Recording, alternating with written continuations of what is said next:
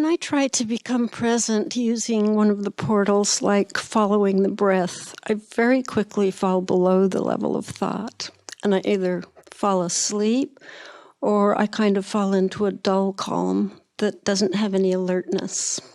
Do you have any suggestions? Thank you. Thank you. That is the case with many people when you step out of thought. Let's say, here's the level of thinking. And then you have a vastness below thinking, so to speak, and a vastness above thinking. And when you step out and you rise above thinking,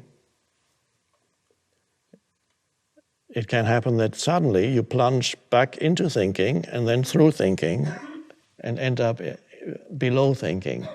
So this is the case with even many Buddhist monks who meditate. Many years ago, I occasionally visited Buddhist monasteries, and I saw the monks who meditate early in the morning, and they're at first, of course, it's 5 o'clock in the morning, so they sit very present, and then after 15, 20 minutes, you can see some of them. I probably wasn't meditating because I was watching them. And so some go.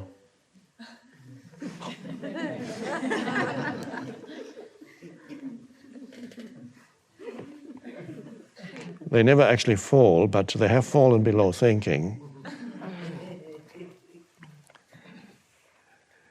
It's good your practice then should be not so much practicing when you are sitting still, but to incorporate the practice of presence into activities rather than like this. So, and that can be done in many, many ways. You can make a conscious choice to use a certain activity and make them short at first. If it's too long, you won't keep it up probably. But you begin with short activities and use the activity as a vehicle for presence. So the activity becomes an excuse, one could almost say, for being present in the doing. And that means the doing is not primarily any longer a means to an end, it is an end in itself. And so that could be a simple thing like walking across the room from here to the door and being just present with every step. And it doesn't need to look funny, like walking on eggs, not like that. Just a normal walk, perhaps a little slower than usual, maybe, or maybe not even that. And they simply, you're present each step, you're present in each step. And that means in that space, you can use an activity and regard it as a temporal space in which you're not thinking. You can go for a walk. This is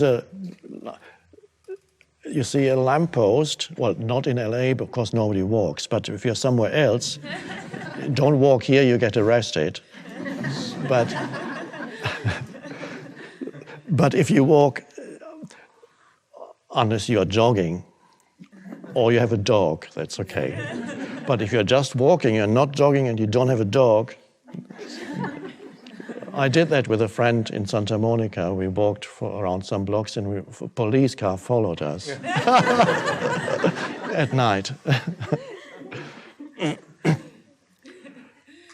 You're walking, and there's a lamppost some few yards away, and between here and this lamppost, you practice presence. And that becomes a space of not thinking, just alert presence.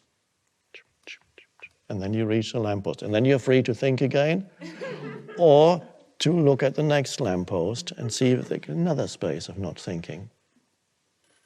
Beautiful practice. And before, if you'd gone for a walk, it might have been a purely physical thing. I want to exercise, I need to go for a walk. That's good, that's helpful, but your mind would have been somewhere else. which is the case for most people who are either walking or jogging. Their mind is somewhere else. And I often walk in the forest and occasionally meet people, and very few are actually present where they are. Some actually carry things in their ears, noise-making machines, as if the noise-making machine in their head wasn't enough. They carry a noise-making, an electronic device that puts noises into their ears. And so, or they're talking to a friend while they walk about their problems, with occasional brief glimpses of, oh, that's a beautiful tree. And then he said to me, then any activity that you start with something very simple, like wiping a table with a cloth, which you have to do occasionally, like dusting. And as you wipe the table, you're wiping your mind.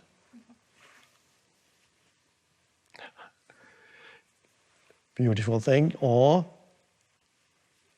I also recommend, I believe I said it somewhere in a book, waiting. Whenever you're waiting, you're standing in line somewhere, at a store, at the airport. Use that time, rather than to indulge in useless thinking, to be present.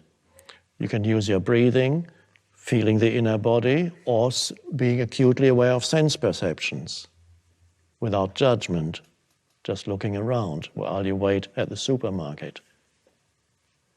Not complaining, just you look at the cashier doing her work or his work, or the other customers, looking around. Acutely aware of sense perceptions, like a little child. Hasn't been here for very long, so the little child looks like everything is new. You don't have to nobody will notice, you're just there. In fact, the most likely thing is, I call that practicing being invisible. I often practice that, but less successfully these days, unfortunately. Going into a public place, in the state of presence, no thought, no judgment of anything or anybody, and then it is quite likely that nobody will look at you. In other words, you become semi-invisible. You attract no attention whatsoever. So I used in the earlier talk the example of being a valley as opposed to being a mountain. So if you go into a place not as a mountain, looking around, noticing people, thinking about, are they noticing me? That's the mountain, either, or being afraid of, feeling self-conscious. You're still a mountain, but you're feeling you don't want to be seen, but they're all looking at me. You're a mountain. So, but be there. Can you go into a public place, being a valley, which means no thought, just presence, simple, alert presence, no judgments, just, and then people don't see you. It's beautiful, and you become invisible. Now, to the ego, that's not necessarily pleasant, because the ego wants some recognition, at least recognize that I'm here. And if you can't say something good about me, say something bad, at least somebody acknowledges my existence. The ego wants to be acknowledged, but that a very powerful, extremely peaceful way of being there in a place is to be there as in an invisible entity. That reminds me of a time when I was with Kim in Miami Beach in a cafe, and perhaps we must have been quite present there because, and of course surrounded by people with wonderful bodies. It's quite.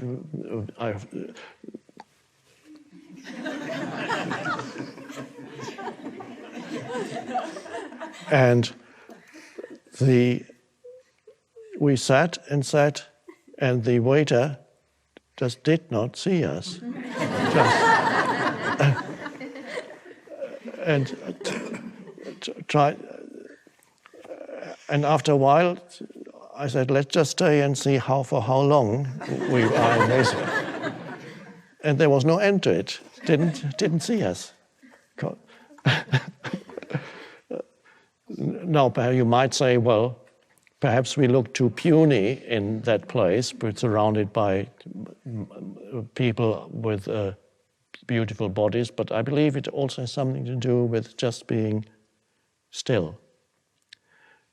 So that is a beautiful practice, public places, being still in public places, if you want to practice with that, and all kinds of activities that are short that you would do anyway.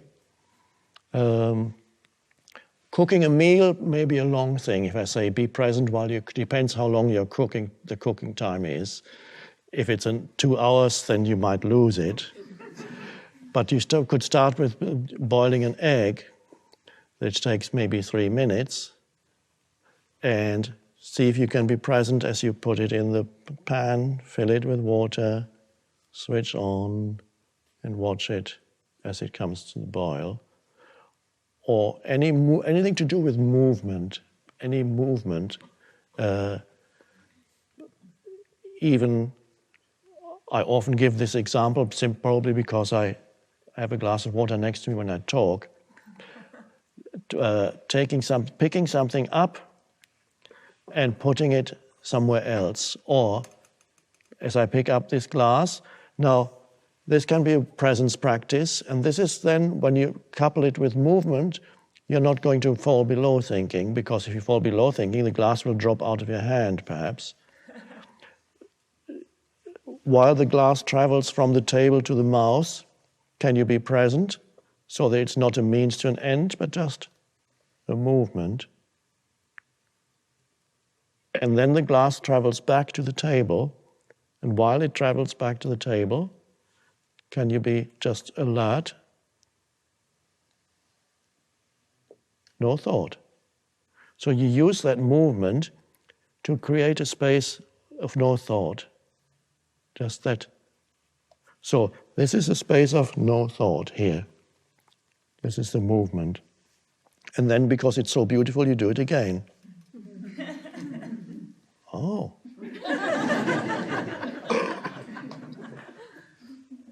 Oh. And then the thought comes and said, I can do it.